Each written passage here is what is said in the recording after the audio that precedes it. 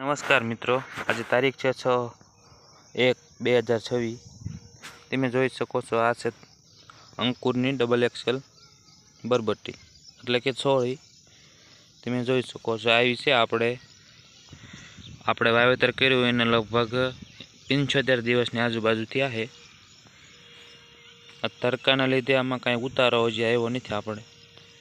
આવી છે આપણે આમાં દવાનો છંટકાવ બહુ કર્યો છે। આમાં જે ઓલા શીતલબગ નામનો રોગ આવ્યો હતો તેના લીધે, પણ એ કાંઈ કંટ્રોલ થયો નથી, એટલે આમાં ઓછો છે અને બીજામાં વધુ છે। તમે જોઈ શકો છો, હમણાં દેખાય તો તમને બતાવું।